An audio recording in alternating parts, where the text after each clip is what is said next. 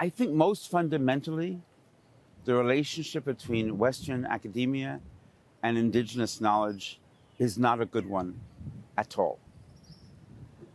For the most part, Western academics look at not just the indigenous world, but the entire global South.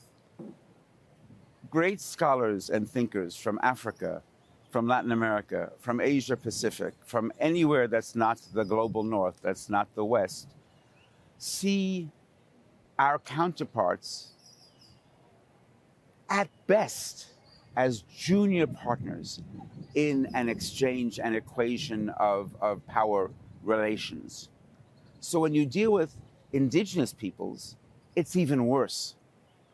And so often we have in the West, and even maybe especially in Western academia, invisibilized whole peoples and whole populations as if they don't exist, or as if they existed way back when in some ancient history, but don't exist anymore. Now here, in the feet of Sierra Nevada, it may be, hopefully, harder to do that.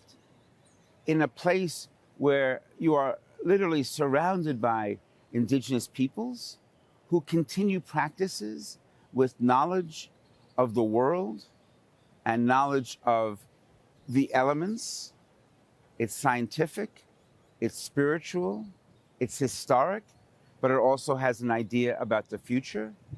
It may be hopefully harder to do that kind of invisibilizing here.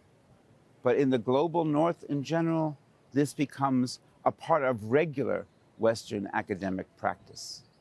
And the fact is, there's something that I find even worse, in some ways even more problematic.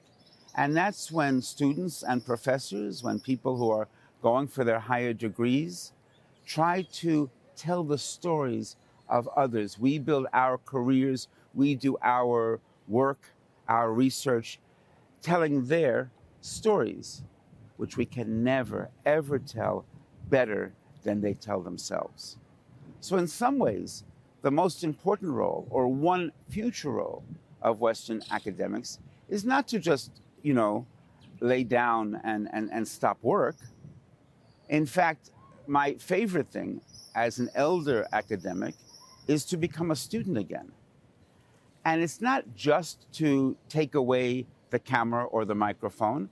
I'm very honored to be interviewed here and to be here on this campus. But it's to be able to share the mic, to say, let me stand here with my Latin American, African, Asia Pacific brothers and sisters, my indigenous sisters and brothers, some of whom a group of us academics met with yesterday. And it's to say, together, let's talk about what that voice is. Let's talk about what meaningful, effective, and lasting peace with justice is at this moment. And that sharing, that partnership, that collective voice, that dialogue could save Western academia.